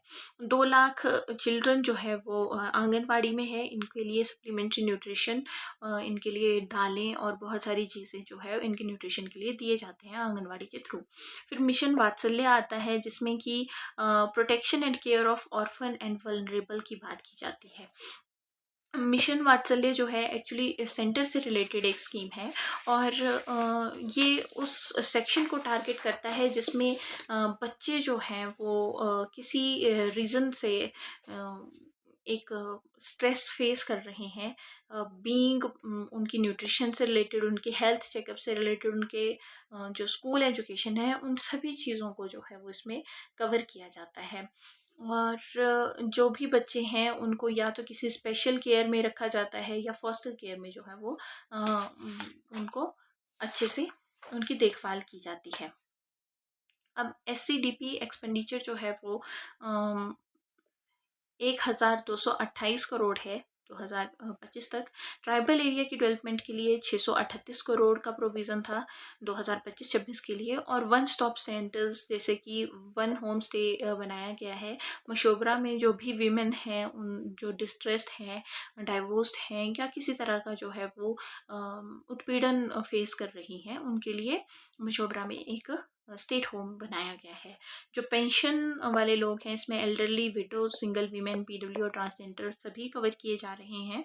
और डेवलपमेंट कॉरपोरेशन जो है वो फोकस कर रही है SC, ST, OBC और माइनॉरिटीज़ के ऊपर। So let's move on to next slide. अब देखिए, self employment, tribal women, children से रिलेटेड कोई जो स्कीम्स हैं, कौन सी कॉरपोरेशन देख रही है, किसको टारगेट कर रही हैं, तो वो कुछ इस तरह से है कि HPPCF और DC जो है वो OBCs को एक टर्म लोन देती है जिसका अमाउंट जो है वो 448 लाख है। 74 बेनिफिशरीज इसके अंडर हैं। PMMF के अंडर जो है वो माइनॉरिटीज़ को टारगेट किया जाता है। 573 लाख का फंड है, 93 बेनिफिशरी हैं। PMFDC में पर्सन जो विद डिसेबिलिटी वाले हैं उनके लिए 187 लाख का जो है प्रोविज़न है, जिसमें 25 बेनिफिशरीज हैं। हिमाचल प्रदेश SC ST की अगर बात करें तो हिम स्वावलंबन एक योजना चलाई गई है जिसमें 729 लाख रुपीज़ दिए गए हैं और 176 बेनिफिशरीज हैं। और हिमाचल प्रदेश SC STs में एक AMSY या MSY स्कीम है जिसमें अमाउंट 262.12 लाख है और 410 बेनिफिशरीज हैं। तो देखिए, MSY जो हो गया है वो है मातृ शिशु योजना। और इसमें जो है वो प्रेग्नेंट वीमेन और जो बच्चों की हेल्थ है उसकी इम्प्रूवमेंट के लिए काम किया जाएगा। सेफ डिलीवरी को प्रमोट करना है और maternal and infant mortality rate को कम करना इसका टारगेट है। जबकि जो AMSY है हिमाचल प्रदेश के कॉन्टेक्स्ट में से अगर देखें तो ये अटल मातृ शिशु योजना है जिसमें कि गर्भवती महिलाओं और न्यूबॉर्न बेबीज़ को बेटर हेल्थ सर्विसेज प्रोवाइड करनी है और हाई रिस्क प्रेगनेंसीज को जो है वो मॉनिटर करके इंस्टीट्यूशनल डिलीवरीज को बढ़ाने का टारगेट है। तो इसके अलावा कुछ और स्कीम्स हैं जैसे कि पोषण अभियान है जिसमें माल न्यूट्रिशन हम ट्रैक करते हैं 0 से 6 ईयर्स के बच्चों के बीच में। स्कूल एनरोलमेंट में हम जो चिल्ड्रन विद स्पेशल नीड हैं उनको भी जो है टारगेट कर रहे हैं। और जो सिवियरली अफेक्टेड बच्चे हैं उनको होम बेस्ड एजुकेशन देने का भी टारगेट है। और मातृशक्ति बीमा योजना में जो है वो इंश्योरेंस करवानी है जो रूरल BPL वीमेन हैं। तो आपसे ये पूछ सकते हैं कि मातृशक्ति बीमा योजना में कौन सा सेक्ट सोसाइटी इज टारगेटेड, तो BPL वीमेन और उनका इंश्योरेंस करवाना है। मुख्यमंत्री सुखाश्रय आपको पता है फाइनेंशियल सपोर्ट देनी है सिंगल वीमेन एंड विडोज के लिए। ठीक है, इसके बाद this you can take screenshot, हम इसमें रिवाइज कर सकते हैं। फिर let's move on to next chapter that is rural development, chapter number 16। इसमें हम MG नरेगा की बात करेंगे और DA NRLM के बारे में, SHM के बारे में। तो देखिए, MG नरेगा में वैसे तो इंडिया में 100 डेज़ का प्रोविज़न है एम्प्लॉयमेंट का, लेकिन हिमाचल प्रदेश में 120 डेज़ का टारगेट है और 20 डेज़ की जो है वो एम्प्लॉयमेंट दी जाती है। जबकि DDU के under GKYL rural youth train किए जा रहे हैं। दीनदयाल उपाध्याय ग्रामीण कौशल योजना, तो इसमें 22,000 के आसपास रूरल यूथ को ट्रेन किया जा रहा है 2017 से। और 15,234 जो हैं वो यूथ जो है वो एम्प्लॉय किए जा चुके हैं। 9,490 सेल्फ हेल्प ग्रुप जो हैं वो बने हैं और उनके क्रेडिट लिंक्स भी जो हैं वो DA NRLM के अंडर बनाए गए हैं। अब DA NRLM है क्या? दीनदयाल अंत्योदय योजना, दीनदयाल अंत्योदय योजना for national rural livelihood mission, national rural livelihood mission. ठीक है, ये फ्लैगशिप सेंटर का सेंट्रल गवर्नमेंट की स्कीम है, सेंट्रल गवर्नमेंट स्कीम है फ्लैगशिप है, मतलब इसके अंडर और बहुत सारी स्कीम्स आती हैं, ठीक है। और इसका फोकस है कि जो रूरल पॉवर्टी है उसको डिक्रीज करना है सेल्फ एम्प्लॉयमेंट के थ्रू, ठीक है। अब ऑर्गेनाइज क्या करते हैं, ये जो रूरल लोग हैं, जो पुअर लोग हैं, और बहुत बार तो जो वेल टू डू लोग हैं उनको भी सेल्फ हेल्प ग्रुप्स बनाते हैं, ताकि उनकी लाइवलीहुड अपॉर्चुनिटीज़ को इंक्रीज़ किया जाए, उनकी इनकम को इंक्रीज़ किया जाए और फाइनेंशियल इंक्लूजन उनको प्रोवाइड किया जाए। क्योंकि जब सेल्फ हेल्प ग्रुप बनते हैं तो लाइवलीहुड अपॉर्चुनिटीज़ के लिए वो छोटे बिजनेस चला सकते हैं, एंटरप्रेन्योरशिप कर सकते हैं, और फाइनेंशियल इंक्लूजन के लिए जो है वो बैंक से लिंक्ड इनके अकाउंट्स होते हैं, तो ईजिली सेल्फ हेल्प ग्रुप को जो है वो क्रेडिट की एक्सेस मिल जाती है। लाइवलीहुड के लिए जो है वो ये फार्मिंग से रिलेटेड काम करते हैं, डेयरी और हैंडक्राफ्ट को जो है वो प्रमोट करते हैं। तो जो आप मनी किसी को अगर चाहिए किसी एंटरप्रेन्योरशिप के लिए, तो सेल्फ हेल्प ग्रुप के थ्रू जो है वो इजीली लोन भी इनको एक्सेस करवाया जाता है। अब देखिए जो DANRLM है, इसमें ये 91 ब्लॉक्स में इम्प्लीमेंटेड है। 19,303 लाख का क्रेडिट जो है वो लिंक किया गया है सेल्फ हेल्प ग्रुप्स के थ्रू। और सबसे ज़्यादा जो है वो कांगड़ा में देखने को मिलते हैं, 5,509 lakh rupees through self help groups. And Mandi में जो है वो 3,777 लाख रुपए जो है वो सेल्फ हेल्प ग्रुप को दिए गए हैं, जबकि शिमला में 2,548 लाख रुपीज़ जो है वो दिए गए हैं। फिर इसके अलावा जो है वो वाटर शेड और springshed revival of water security in hills के लिए काम किया जा रहा है। मतलब जो आपके पुराने झरने हैं या वाटरशेड एरियाज हैं उनको रिकवर करना है। ODF स्टेटस अचीव किया गया है, ओपन डेफिकेशन फ्री, मतलब हर घर में जो है वो टॉयलेट है और कोई भी बाहर जो है वो अपने टॉयलेट के लिए नहीं जाता है। प्रोग्रेसिंग टू ODF प्लस, जिसमें SBMG फेज़ 2 जो है वो इनिशिएट किया गया है। अब देखिए इसके बाद प्रधानमंत्री AYG, मतलब प्रधानमंत्री आवास योजना ग्रामीण, ये रूरल हाउस फॉर BPL के लिए जो है वो बनाए गए हैं, और जो डिज़ास्टर अफेक्टेड फैमिलीज़ हैं उनके लिए पक्का हाउस बनाने की ये एक स्कीम है, आवास योजना है, जिसमें अगर कोई प्लेन्स में घर बना रहा है तो उसको 1.2 लाख पर हाउस की जो है वो असिस्टेंट दी जाती है प्लेन्स में, और अगर हिली रीजन है तो लगभग 1.3 लाख की असिस्टेंट दी जाती है। उसके बाद पंचायती राज में 15 फाइनेंस कमीशन डेवोल्यूशन के थ्रू ई परिवार को जो है वो साथ किया गया है। और ये जो है वो ग्रांट्स प्रोवाइड करता है रूरल लोकल बॉडीज़ को। 2 टाइप की ग्रांट होती है, एक बेसिक ग्रांट और एक जो है वो टाइड ग्रांट। जो बेसिक ग्रांट है इसमें जनरल डेवलपमेंट के वर्क के लिए और जो लोकल नीड्स हैं उनको फुलफिल करने के लिए पैसा दिया जाता है, और जो टाइड ग्रांट्स हैं इसमें एडिशनल ग्रांट्स जैसे कि वाटर के लिए, सैनिटेशन के लिए अलग से पैसा दिया जाता है। अब जो सेल्फ हेल्प ग्रुप है वो सिंगल वीमेन, विडो, एल्डरली और PWS के ऊपर फोकस करता है, जबकि जो दीन दयाल उपाध्याय ग्रामीण कौशल योजना है इसमें फ्री ट्रेनिंग दी जाती है और पोस्ट प्लेसमेंट सपोर्ट भी दी जाती है। लगभग 1,270 रुपये पर महीना देते हैं अगर जो है वो कोई यूथ स्किल होने के बावजूद अनएम्प्लॉयड है, और इसके लिए जो एज ग्रुप है वो 15 से 35 ईयर्स तक के पर्सन जो है वो इसमें इंक्लूडेड है। So let's move on to next slide, जिसमें हमने देख लिया कि नरेगा में 120 दिन का प्रोविज़न है। वाटर मॉडल में हम revolving fund, CIF, bank linkage और एंटरप्राइज जैसी मॉडल को यूज़ कर रहे हैं। SIOG जो है वो एक सेंटर की स्कीम है जिसमें सिंगल विडोज़ को जो है वो कन्वर्स करके रूरल वेलफेयर के लिए काम करवाने के लिए उनको यूटिलाइज़ किया जाएगा। स्वच्छ भारत मिशन जी में जो है वो सॉलिड वेस्ट और लिक्विड वेस्ट मैनेजमेंट की जा रही है, और स्वच्छ भारत मिशन फेज़ 2 में ग्रे वाटर मैनेजमेंट के ऊपर भी जो है वो फोकस किया जा रहा है, प्लास्टिक वेस्ट रिडक्शन करनी है। प्रधानमंत्री कृषि सिंचाई योजना में आपको पता है कि वाटरशेड डेवलपमेंट करनी है आपने। इसके अलावा जो self help group credit link districts हैं कितने लाख तक हैं, तो हमने देखा सबसे ज़्यादा कांगड़ा में है, फिर मंडी में, फिर शिमला में, फिर ऊना में और फिर सिरमौर में।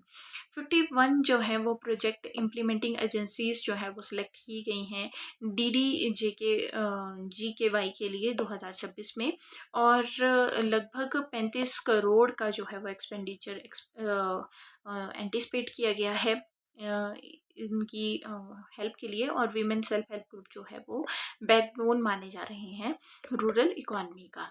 So you can take a screenshot for this agriculture and allied sector as well as जो rural development है। उसके बाद let's move on to next chapter that covers urban development। अब देखिए, अर्बन डेवलपमेंट की जब मैं बात करती हूँ तो हिमुडा से रिलेटेड आपको कुछ चीज़ें देखने को मिलेंगी, सुनने को मिलेंगी। आपने बहुत बार इनके बारे में सुना भी होगा। और फिर उसके बाद जो है वो स्मार्ट सिटीज़ अमृत 2.0, ये कुछ प्रोग्राम हैं जो गवर्नमेंट रन कर रही है। देखिए, एट प्रेजेंट हिमाचल प्रदेश में 75 अर्बन लोकल बॉडीज़ हैं, जिसमें 8 म्यूनिसिपल कॉरपोरेशंस हैं, 29 काउंसिल हैं और 38 जो है वो NPs हैं। 13,320 जो है वो हाउस और फ्लैट्स हिमुडा बना चुकी है अभी तक। 5,823 रेजिडेंशियल प्लॉट्स जो है वो हिमुडा डेवलप कर चुकी है। और 296 करोड़ जो है वो फंड दिया गया है अमृत 2.0 प्रोजेक्ट के लिए, जिसके अंडर 47 प्रोजेक्ट्स चलाए जा रहे हैं। देखिए, अमृत का जो बेसिक रिलेशन है वो आपको पता है कि इसकी फुल फॉर्म पहले तो Atal Mission for Rejuvenation and Urban Transformation है। तो ये बेसिकली काम करता है जितनी भी बेसिक अर्बन सर्विसेज हैं उनको प्रोवाइड करने के लिए। पीने का साफ़ पानी हो, बेसिक नेसेसिटीज़ वहाँ पे कवर हो, सीवरेज सैनिटेशन हो, जो बरसात का पानी है उसके लिए ड्रेनेज हो, और जो अर्बन ट्रांसपोर्ट की सुविधाएं हैं वो इन एरियाज़ में हो। ये अमृत के अंडर जो भी सिटीज़ अर्बन एरियाज़ में डेवलप की जा रही हैं वो हैं। देखिए, 8 म्यूनिसिपल कॉरपोरेशन हिमाचल प्रदेश में कौन सी हैं? शिमला, धर्मशाला, सोलन, मंडी, पालमपुर, हमीरपुर, उन्ना और बद्दी। स्मॉल सिटीज़ शिमला में जो है वो 186 हैं, जिसमें टोटल 203 में से 186 स्मॉल सिटी हैं। धर्मशाला में 64/80 जो है वो डन कर दिया गया है, और 212 करोड़ की जो है वो सेंक्शन दी गई है अर्बन लोकल बॉडीज़ के लिए। ये जो 75 लोकल बॉडीज़ हैं, अमृत 2.0 में 47 प्रोजेक्ट्स हैं, जिसमें वाटर, सीवेज और ग्रीन स्पेसेस क्रिएट करते हैं। प्रधानमंत्री स्वनिधि योजना, आपको पता है कि ये लोकल जो वेंडर्स हैं या जो स्मॉल शॉपकीपर्स हैं उनको लोन देने के लिए, उनकी फाइनेंशियल हेल्प करके, उनको सपोर्ट करने के, उनको ज़्यादा बड़ा उनका बिजनेस एक्सपेंड करने के लिए लोन दिए जाते हैं। और इसमें 10,000, 20,000, 50,000 तक के लोन दिए जाते हैं। 10,000 के 5,523 लोन्स, जबकि 20,000 के 3,333 करोड़ 32 लोन्स, और 50,000 के 1,713 बेनिफिशियरीज अभी तक देखे गए हैं। फिर DJ जो स्कीम है, इसमें जो है वो वेलफेयर लिंक किया गया है फ्रॉम सोशियो इकोनॉमिक प्रोफाइलिंग के थ्रू। अब डीजे हो गया आपके पास दीनदयाल जन आरोग्य योजना, जिसमें बस बेसिकली जितने भी गरीब और कमज़ोर परिवार हैं उनको कैशलेस हेल्थ इंश्योरेंस दी जाती है, और वो फ्री में अपना जो है वो इलाज करवा सकते हैं अप टू 5 lakhs। इस स्कीम के बारे में आप ऑलरेडी जानते होंगे। फिर उसके बाद SPM 2.0 में आपको पता है कि सॉलिड वेस्ट मैनेजमेंट की बात की गई है। वेस्ट वाटर को ट्रीट करना है, टॉयलेट इंफ्रास्ट्रक्चर जो है वो आपने बनाना है, और जो सुयोग एक स्कीम है वो भी चलाई गई है सेंट्रल लेवल पे, जो कि अर्बन लोकल बॉडीज़ को वेलफेयर और कंजर्वेशन प्लेटफॉर्म प्रोवाइड कर रही है। फिर उसके बाद let's move on to next slide. तो स्मार्ट सिटीज़ हमने देख ली, शिमला और डिजिटल गवर्नमेंट से रिलेटेड है, मोबिलिटी और पब्लिक इंफ्रास्ट्रक्चर डेवलप कर रही है। स्मार्ट सिटी धर्मशाला में टूरिज्म इंफ्रास्ट्रक्चर और डिजिटल फैसिलिटीज़ डेवलप की जा रही हैं। अमृत 2.0 में 47 प्रोजेक्ट अक्रॉस वाटर, सीवेज और ग्रीन स्पेसेस क्रिएट किए जा रहे हैं। हम हिमुडा जो है वो अफोर्डेबल हाउसिंग बना रहा है। हमीरपुर, सोलन, बद्दी और ऊना में प्रधानमंत्री स्वनिधि योजना हमने देख ली, 10, 20 और 50,000 का लोन देती है स्ट्रीट वेंडर्स को। और CFC जो है वो कॉमन फैसिलिटेशन सेंटर्स हैं अर्बन लोकल बॉडीज़ में सर्विसेज के लिए। अब ये हमने सारी चीज़ें कवर कर ली हैं, और एक बार आप ये चार्ट देख सकते हैं जिसमें ग्रोथ दिखाई गई है अर्बन लोकल बॉडीज़ की, कि कभी 48 होती थी और एट प्रेजेंट 75 है। तो देखिए, let's move on to next last chapter, उससे पहले आप इसका एक स्क्रीनशॉट ले सकते हैं जिसमें कि इस चैप्टर की ऑलमोस्ट समरी दी गई है। फिर देखिए chapter number 18 is all about digital governance and technology. तो हिम सेवा, हिम स्वान, डीबीटी, ई ऑफिस और एमएमएस के बारे में एमएस के बारे में हम बात करेंगे। 451 ऑनलाइन गवर्नमेंट सर्विसेज हैं हिम सेवा पोर्टल के से रिलेटेड। 1858 करोड़ जो है वो डायरेक्ट बेनिफिट ट्रांसफ़र किया गया है लगभग 23,004 लाख बेनिफिशरीज को। 747 ऑफिस जो है वो ई ऑफिस प्लेटफॉर्म के ऊपर काम कर रही हैं एंड प्रेजेंट। और 98% जो है एमएमएस ग्रीवियंस डिस्पोजेबल रेट है। लगभग 9.18 लाख कंप्लेंट्स थी। और हिम स्वान के बारे में आप सब जानते हैं कि हिम स्वान हिमाचल प्रदेश के जितनी भी आप इलेक्ट्रॉनिक बेसिस पे काम कर रहे हैं उनकी कनेक्टिविटी, सभी ऑफिसेज की आपस में कनेक्टिविटी एस्टेब्लिश करने के लिए हिम स्वान एक नेटवर्क है। और इसमें 2575 ऑफिसेज हैं जिसमें 72 डायरेक्टरेट हैं, 680 डिस्ट्रिक्ट लेवल की ऑफिसेज और 1733 तहसील और ब्लॉक्स लिंक्ड हैं। HPSDC जो है वो 291 एप्लीकेशन होस्ट करता है और 75 न्यूली एडिड जो है वो इसमें एप्लीकेशंस ऐड की गई हैं। देखिए ये जो HPSDC है ये Himachal Pradesh state data centre है। ये बेसिकली एक सेंट्रल स्टोरेज सिस्टम है जिसमें गवर्नमेंट का डाटा, जितनी भी एप्लीकेशंस है और जितना भी सिक्योर डाटा है उसको मैनेज किया जाता है। और हिमस्वान बेसिकली 3 टायर सिस्टम है जिसमें सेंटर का मतलब बिल्कुल जो स्टेट का टॉप लेवल है उसको कवर किया जाता है। फिर उसके बाद डिस्ट्रिक्ट लेवल को और फिर ब्लॉक लेवल पे जो भी चीज़ें जो भी स्कीम्स रन कर रही हैं उन सब का डाटा इसके अंडर आता है।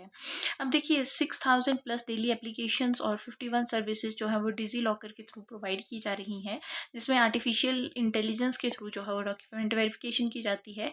फिर CM डैशबोर्ड के ऊपर 66 KPIs जो है वो दर्ज की गई हैं अक्रॉस 8 डिपार्टमेंट्स। और ये जो KPI हैं वो क्या है, ये हैं की परफॉर्मेंस इंडिकेटर्स जो मेज़र करते हैं अलग अलग एफिशिएंसी ऑफ गवर्नमेंट ऑर्गेनाइजेशन की, कौन सी प्रोग्राम कितनी अच्छे से रन कर रही है, कौन सी स्कीम जो है वो किस ग्रास रूट लेवल के ऊपर जो है वो पेनिट्रेट कर चुकी है। तो 66 KPIs जो है वो 8 डिपार्टमेंट्स की अक्रॉस जो है आप देख सकते हैं कि काम कर रहे हैं। 104.29% AI आधार जनरेशन यहाँ पे है। और HP जो है वो 4th स्टेट है नेशनल लेवल पे जिसमें 0 से 5 ईयर्स के जो बच्चे हैं उन सबका आधार बना हुआ है। तो ये इसको टॉप रैंकर्स में लेके आता है। तो फर्स्ट रैंक आधार जो है वो हिमाचल प्रदेश है 0 to 5 ईयर्स के लिए। और 58 आउट ऑफ 167 स्कीम जो है वो डायरेक्ट बेनिफिट ट्रांसफ़र के ऊपर काम करती हैं। तो कोई भी बीच में जो है वो करप्शन नहीं कर सकता।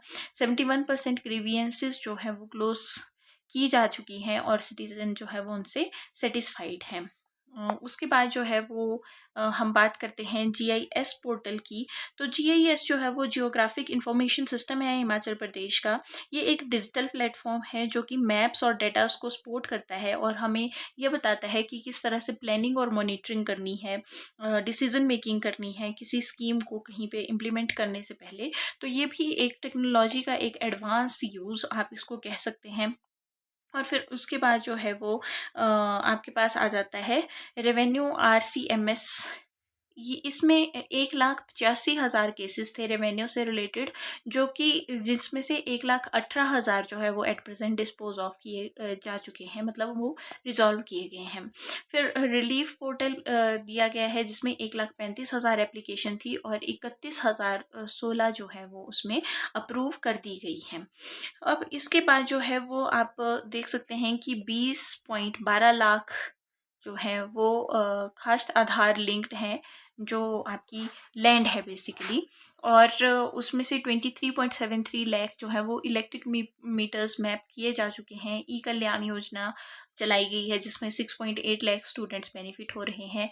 आर्टिफिशियल इंटेलिजेंस और मशीन लर्निंग के थ्रू जो है वो ड्रोन्स को यूज़ किया जा रहा है सर्विस डिलीवरी के लिए। मॉडर्न टाइम में कहीं पे कोई फ्लड आ रहा है, कोई नेचुरल डिजास्टर हो रहा है, तो उसको मॉनिटर करने के लिए और उसको अगर कोई आपको बेसिक नेसेसिटी की चीज़ें पहुंचानी है, मेडिसिन पहुंचानी है, तो भी इन ड्रोन्स को यूज़ किया जा रहा है। व्हाट्सएप चैटबॉट लॉन्च किए गए हैं फॉर स्टूडेंट, जो जो सिटीज़न हैं उनकी हेल्पलाइन की तरह ये काम करता है। अब MMS है क्या? ये मोबाइल मॉनिटरिंग सर्विलेंस सिस्टम है हिमाचल प्रदेश में, जो मोबाइल बेस्ड डिजिटल गवर्नेंस को प्रमोट करता है, रियल टाइम मॉनिटरिंग करता है और रिपोर्ट करता है, और जो फील्ड की सर्विलेंस है उसको करता है, जो गवर्नमेंट स्कीम्स हैं और जो एक्टिविटीज़ हैं उनको रियल टाइम डाटा जो है वो अपलोड करता है। अब इससे जो है वो आपको बेसिकली ये पता लगता रहेगा कि गवर्नमेंट की जो स्कीम है वो रियल टाइम में कितना एफिशिएंटली काम कर रही है, उसमें ट्रांसपेरेंसी बढ़ेगी। जो मैनुअल रिपोर्टिंग का डिले होता था कि पहले फाइल बनेगी, फिर नेक्स्ट ऑफिस जाएगी, फिर नेक्स्ट ऑफिस जाएगी, तो काम डिले होता था। अब रियल बेस्ड जो सिचुएशन है उसको आप डायरेक्टली चेक कर सकते हैं। अब इसके अलावा जो है वो VPN Aadhaar e sign enabled for e office users जो है वो शुरू किए गए हैं, और HPSCDC ने जो है वो 199 करोड़ का टर्नओवर किया है, और जिसमें से 9.69 करोड़ का जो है वो उनको नेट बेनिफिट है। 215 परमानेंट आधार जो है वो एनरोलमेंट सेंटर्स हैं एट प्रेजेंट जो ऑपरेशनल हैं। अब देखिए जो डिजिटल HP अगर आप नंबर्स में देखें तो 451 ऑनलाइन सर्विसेज यहाँ दी जाती हैं। 9.18 लाख ग्रीवियंसेस रिजॉल्व किए गए हैं।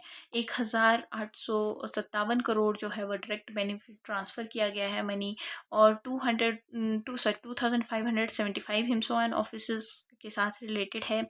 66 KPIs हैं CM डैशबोर्ड पे, और 104% आधार जो है वो सेचुरेशन हो चुकी है, जिसमें आधार कार्ड बन चुके हैं। अब इसको आप एक बार यहाँ पे देख सकते हैं कि किस तरह से हिमाचल प्रदेश की जो है वो डिजिटल गवर्नेंस काम कर रही है। So just wait.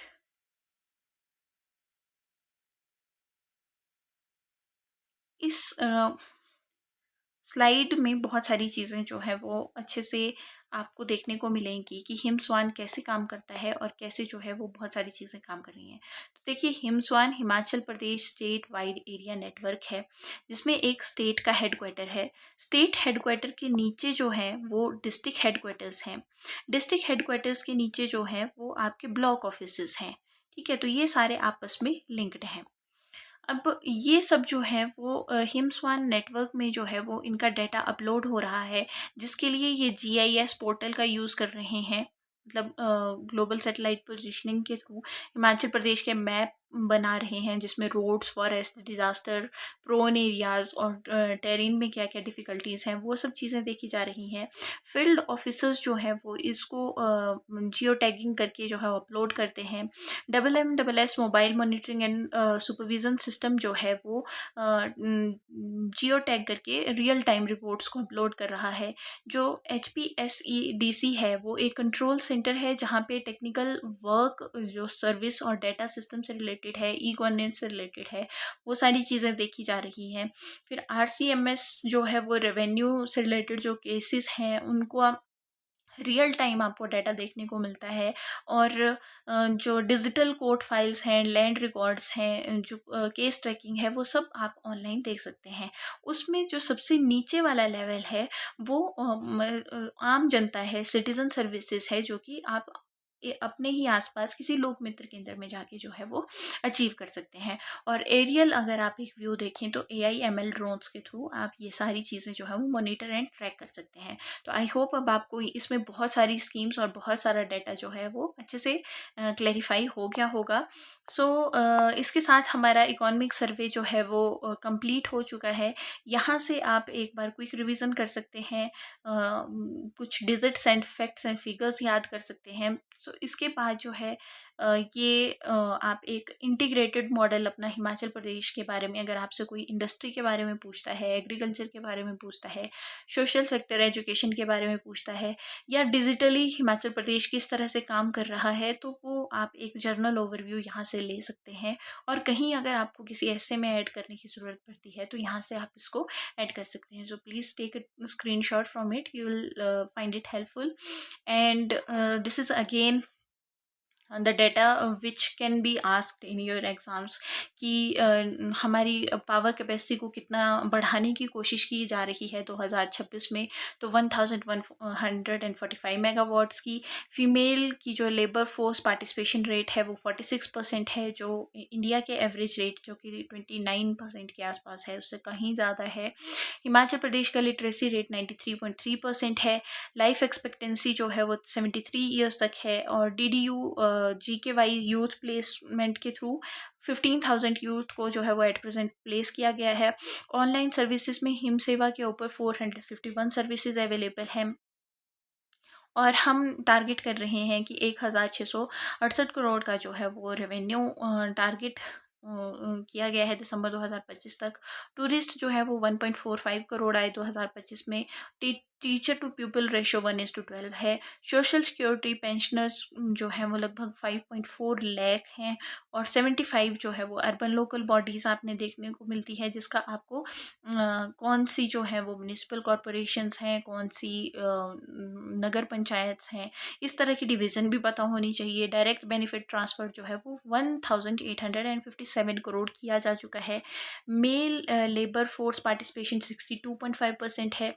यहाँ पे जो पिलग्रिम टूरिज़्म है वो 166 लाख लोगों का है, और इन्फेंट मोर्टेलिटी रेट 14 है, और 128 डेज़ का प्रोविज़न है नरेगा के अंडर. हिमुडा के अंडर जो है वो 13,320 फ्लैट्स बन चुके हैं, और 43,091 किलोमीटर जो है वो यहाँ पे मोटरेबल रोड हिमाचल प्रदेश में है.